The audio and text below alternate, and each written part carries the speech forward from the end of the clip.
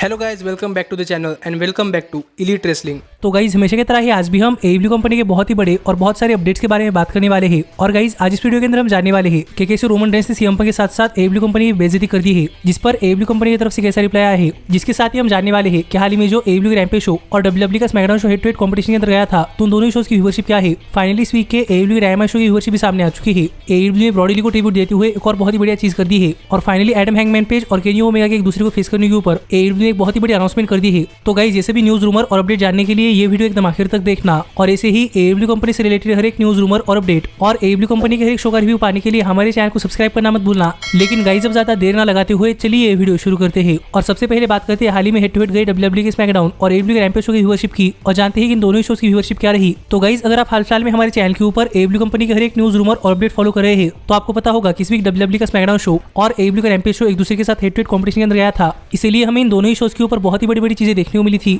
और अगर आपको नहीं पता कि इस वीक के एडब्ल्यू के रैम्पेज शो के ऊपर क्या हुआ, तो आप ऊपर आए हुए कार्ड के ऊपर क्लिक कर हमारे इस वीक के एडब्ल्यू के रैम्पेज शो का रिव्यू वीडियो देख सकते हैं। पर गाइस फाइनली दोनों ही शोज खत्म हो चुके हैं और हाल ही में दोनों ही शोज की व्यूअरशिप सामने आ चुकी है। और अगर यहाँ पर हम शुरुआत करें डब्ल्यूडब्ल्यू की स्मैकडाउन शो से, तो गाइस डब्ल्यूडब्ल्यू का SmackDown show regularly Fox network के ऊपर आता है, इसलिए डब्ल्यूडब्ल्यू के स्मैकडाउन शो की व्यूअरशिप करीब 2 मिलियन के ऊपर आती है। पर इस वीक डब्ल्यूडब्ल्यू का स्मैकडाउन शो फॉक्स नेटवर्क के ऊपर नहीं बल्कि FS1 के ऊपर आया था, इसलिए इस वीक डब्ल्यूडब्ल्यू के स्मैकडाउन शो की व्यूअरशिप काफी ज्यादा कम हो चुकी है। और जहां पर रेगुलरली स्मैकडाउन शो को करीब 2 मिलियन के ऊपर व्यूअरशिप मिलती है, तो वही इस वीक स्मैकडाउन शो की व्यूअरशिप करीब 50% कम हो चुकी है। और इस वीक जो डब्ल्यूडब्ल्यू के स्मैकडाउन शो को व्यूअरशिप मिली है वो है 793 के व्यूअर्स, जो देखा जाए तो स्मैकडाउन शो के हिसाब से बहुत ज्यादा कम है। लेकिन जहां तक बात है इस वीक के एडब्ल्यू के रैम्पेज शो की, जो कि स्मैकडाउन शो के साथ हेड टू हेड कॉम्पिटिशन के अंदर गया था, तो गाइस इस रैम्पेज शो की व्यूअरशिप इसके पहले हुए रैम्पेज शो के मुकाबले करीब 20% ज्यादा बढ़ चुकी है। और इस रैम्पेज शो को जो व्यूअरशिप मिली है वो है 549 के व्यूअर्स, जिससे कि आप समझ सकते हैं कि डब्ल्यूडब्ल्यू और एडब्ल्यू इन दोनों ही शोज के हेड टू हेड कॉम्पिटिशन के अंदर डब्ल्यूडब्ल्यू के स्मैकडाउन शो ने एडब्ल्यू के रैम्पेज शो को बीट कर दिया है। लेकिन गाइस मैं आपको बताना चाहूंगा कि अभी इनिशियल रिपोर्ट है और अभी इन दोनों ही शोज की फाइनल व्यूअरशिप आना बाकी है। और हाँ, ओवरऑल शो की व्यूअरशिप है उस आधे घंटे के नहीं जिस आधे घंटे के अंदर एडब्ल्यू का रैम्पेज शो और डब्ल्यूडब्ल्यू का SmackDown show head to head competition के अंदर गया था।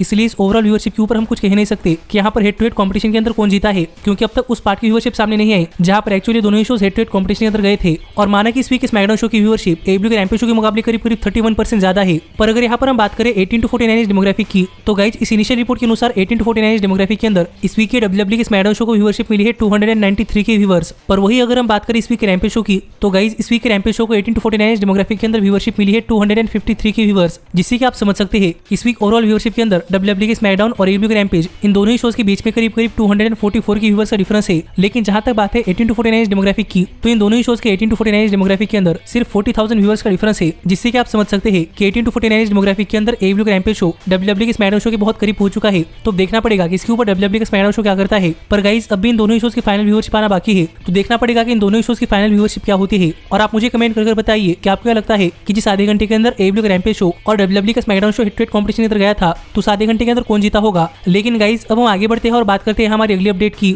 और इस वीक के रैम्पेज शो के बाद अब हम बात करते हैं इस वीक के डायनामाइट शो की, और जानते हैं कि इस वीक के डायनामाइट शो की व्यूअरशिप क्या रही। पर गाइस अगर आपने हमारे चैनल के ऊपर इस वीक के एडब्ल्यू डायनामाइट शो का रिव्यू वीडियो नहीं देखा, तो आप ऊपर आए हुए कार्ड के ऊपर क्लिक कर हमारे चैनल के ऊपर इस वीक हुए एडब्ल्यू के रैम्पेज शो का रिव्यू वीडियो देख सकते हैं। क्योंकि हमें इस वीक के रैम्पेज शो के ऊपर कुछ बहुत ही बड़ी चीजें देखने को मिली है, जहां पर ब्रांड रेस एक्शन के अंदर थे। Hangman page finally Kenny Omega के लिए रेडी हो चुकी है और FTR भी नए चैंपियंस बन चुके हैं। पर इस सब के बाद अगर यहाँ पर हम बात करें इस वीक के रैम्पेज शो की व्यूअरशिप की, तो गाइस इस वीक के रैम्पेज शो की व्यूअरशिप इसके पहले हुए रैम्पेज शो के मुकाबले करीब 38% कम हो चुकी है। और ये प्रॉब्लम इस वजह से है क्योंकि इस वीक का रैम्पेज शो उनके रेगुलर टाइम यानी कि वेडनेसडे के ऊपर नहीं था, बल्कि ये शो सैटरडे के ऊपर था। इसीलिए इस वीक के डायनामाइट शो की व्यूअरशिप काफी ज्यादा कम हो चुकी है। और जहां पर इसके पहले हुए डायनामाइट शो की व्यूअरशिप मिली है 1.152 मिलियन व्यूअर्स, तो यही पर इस वीक हुए रैम्पेज शो की व्यूअरशिप मिली है 658 के व्यूअर्स, जो देखा जाए तो बहुत ज्यादा कम है। और गाइस सीएम पंक और डेनियल ब्रायन इन दोनों के एडब्ल्यू कंपनी ज्वाइन करने के बाद इस वीक के एडब्ल्यू डायनामाइट शो की व्यूअरशिप अब तक की सबसे लोएस्ट व्यूअरशिप है। पर मैंने आपको बताया कि ये एडब्ल्यू डायनामाइट शो के टाइम चेंज की वजह से है। पर मैं यहाँ पर आपको एक और बात बताना चाहूंगा कि गाइस ये व्यूअरशिप अभी इनिशियल रिपोर्ट की व्यूअरशिप है और अभी इस वीक के डायनामाइट शो की फाइनल व्यूअरशिप आना बाकी है और इनिशियल रिपोर्ट है, इसलिए अब तक हमें ये भी नहीं पता कि इस वीक के डायनामाइट शो को 18 to 49 डेमोग्राफिक के अंदर कितनी व्यूअरशिप मिली है। पर देखते हैं कि जब फाइनली इस वीक के डायनामाइट शो की फाइनल व्यूअरशिप आती है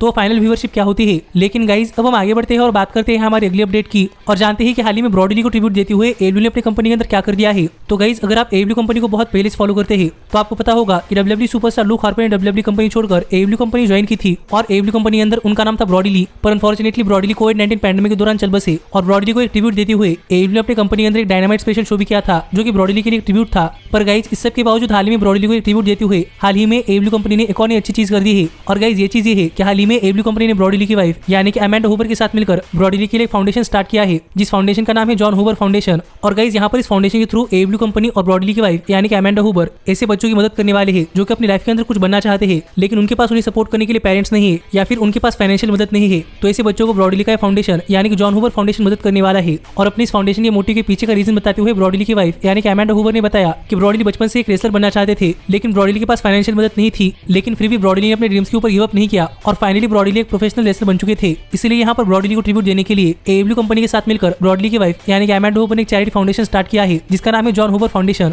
और इसमें एएब्ल्यू कंपनी अमेंडा हूवर की मदद कर रही है जो देखकर मुझे तो काफी अच्छा लगा। और गाइस मेरे हिसाब से सही मायने में ब्रॉडली के लिए एक सच्ची ट्रिब्यूट है जिसके ऊपर आपका क्या कहना है आप मुझे कमेंट करके बताइए। पर सच में ये देखकर मैं काफी ज्यादा खुश हूँ। लेकिन गाइस अब हम आगे बढ़ते हैं और बात करते हैं हमारी अगली अपडेट की और जानते हैं कि हाल ही में केनी ओमेगा और एडम हैंगमैन पेज के मैच के ऊपर एएब्ल्यू कंपनी ने कौन सी बड़ी अनाउंसमेंट कर दी है। तो गाइस अगर आप एएब्ल्यू कंपनी बहुत पहले से देख रहे हैं तो आपको पता होगा कि आज करीब करीब 1-1.5 साल से एडम हैंगमैन पेज और केनी ओमेगा एक दूसरे के साथ राइवलरी कर रहे हैं और अपनी राइवलरी के अंदर केनी ओमेगा ने बार बार एडम हैंगमैन पेज को हराया है। लेकिन फाइनली लास्ट वीक के डायमंड शो के ऊपर एक कैसीनो लैडर मैच जीतकर एडम हैंगमैन पेज बन चुके हैं केनी ओमेगा के एएब्ल्यू वर्ल्ड हेवीवेट चैंपियनशिप के लिए नंबर 1 कंटेंडर। और अब आगे चलकर एडम हैंगमैन पेज को केनी ओमेगा के खिलाफ उनके वर्ल्ड हेवीवेट चैंपियनशिप के लिए एक मैच मिलने वाला है। लेकिन गाइस हमें पता नहीं था कि मैच कब होने वाला है, पर मोस्ट लाइकली ये मैच एएब्ल्यू कंपनी के अगले बड़े पेपर व्यू यानी कि फुल गियर पेपर व्यू के ऊपर ही होगा। और हाल ही में इस मैच के ऊपर भी बात करते हुए एएब्ल्यू कंपनी के चेयरमैन यानी कि टोनी खान ने कहा था कि टोनी खान वेट नहीं कर सकते कि कब इस साल के फुल गियर पेपर व्यू के ऊपर एडम हैंगमैन पेज और केनी ओमेगा का मैच हो। और अपनी इन बातों से टोनी खान ने एक्सीडेंटली रिवील कर दिया था कि एडम हैंगमैन पेज और केनी ओमेगा का मैच इस साल के फुल गियर पेपर व्यू के ऊपर होने वाला है। लेकिन गाइस अब फाइनली एएब्ल्यू कंपनी ने अपने फुल गियर पेपर व्यू का पहला मैच अनाउंस कर दिया है।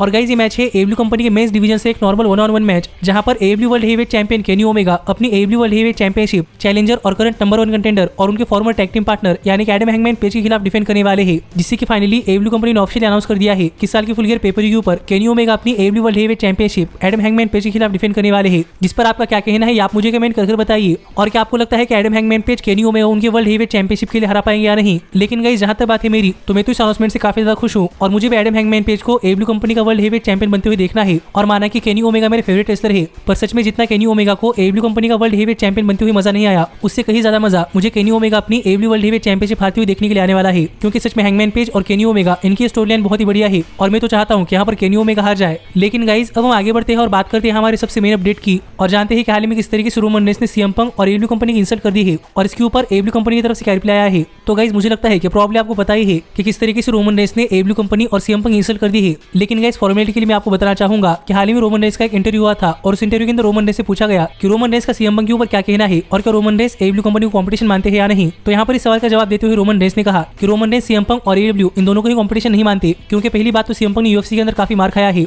और जब से सीएम पंक रेसलिंग के अंदर वापस आए हैं तब से रोमन ने सीएम पंक रेसल करते हुए पूरा का पूरा मैच नहीं देखा। रोमन ने सिर्फ 2-3 क्लिप्स देखी है और एक क्लिप्स देखकर रोमन कह सकते हैं कि सीएम पंक अब वैसे रेसलर नहीं रहे जैसे कि सीएम पंक पहले थे और इसीलिए सीएम पंक रोमन रेंस के लेवल मैच नहीं कर सकते। और ना सिर्फ सीएम पंक बल्कि एएब्ल्यू कंपनी का कोई भी रेसलर रोमन रेंस के लेवल मैच नहीं कर सकता क्योंकि रोमन रेंस काफी तगड़े सुपरस्टार है। और जहां तक बात है कंपटीशन की तो डब्ल्यूडब्ल्यूई अपनी तरफ वर्ल्ड वाइड ऑडियंस को अटैक करती है और एएब्ल्यू लोकल ऑडियंस को, जिस वजह से रोमन रेंस एएब्ल्यू कंपनी को कंपटीशन नहीं मानते। जो बातें हाल ही में रोमन रेंस ने अपने इंटरव्यू के अंदर कही थी और आप समझ ही सकते हैं कि अपनी इन बातों से रोमन रेंस ने सीएम पंक और एएब्ल्यू कंपनी इंसल्ट कर दी है। लेकिन गाइस रोमन रेंस की इन बातों के बाद हाल ही में एएब्ल्यू कंपनी की तरफ से भी इसके ऊपर रिप्लाई आया है। और सबसे पहले यहाँ पर केनी ओमेगा के मैनेजर यानी कि डॉन कैलिस ने यहाँ पर रोमन रेंस ने अपने इस इंटरव्यू के अंदर कहे हुए कोट के बारे में यहाँ पर ट्वीट करते हुए कहा कि बिल्डिंग ग्राउंड का मतलब क्या होता है और रोमन रेंस को पॉलीमर की तरफ से प्रोमो क्लासेस लेने चाहिए। जो बातें कहकर यहाँ पर डॉन कैलिस ने रोमन रेंस के प्रोमो स्किल्स को क्रिटिसाइज कर दिया है। पर मुझे नहीं लगता कि यहाँ पर डॉन कैलिस को रोमन रेंस के प्रोमो स्किल्स को क्रिटिसाइज करना चाहिए था क्योंकि हमने देखा है कि पिछले 1 साल के अंदर रोमन रेंस के प्रोमो स्किल्स काफी ज्यादा इंप्रूव हुए हैं। इसीलिए मुझे नहीं लगता कि यहाँ पर डॉन कैलिस को रोमन रेंस के प्रोमो स्किल्स के ऊपर शॉट लेना चाहिए था। पर इसके बाद हाल ही में एएब्ल्यू कंपनी ज्वाइन करने वाले farmer UFC world heavyweight champion यानी कि जूनियर डेस सैंटोस ने एक ट्वीट किया और फिर एक बार यहाँ पर रोमन रेंस के इस इंटरव्यू के बीच में कोट के ऊपर बात करते हुए जूनियर डेस सैंटोस ने एक ट्वीट किया और यहाँ पर जूनियर डेस सैंटोस ने कहा कि रोमन अपने इस इंटरव्यू के अंदर कह रहे हैं कि अगर रोमन रेंस और एएब्ल्यू कंपनी सुपरस्टार एक ही क्लब के अंदर होते तो रोमन एएब्ल्यू सुपरस्टार्स को क्लब से निकाल देते। इसलिए यहाँ पर junior dos Santos Roman Reigns से उस क्लब का पता पूछ रहे हैं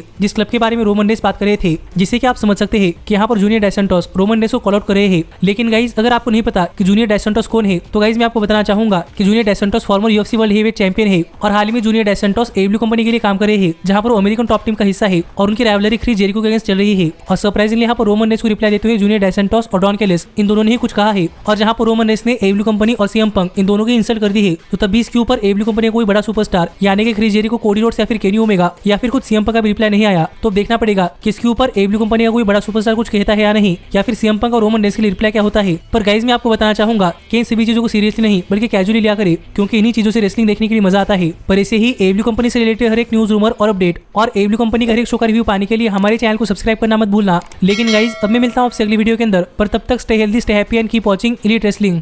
Hey, did you like that video? Click the screen for more. And where do you think you're going? Check out our official merchandise page and to support the entire cast. And thanks so much for being the elite. The elite, the elite.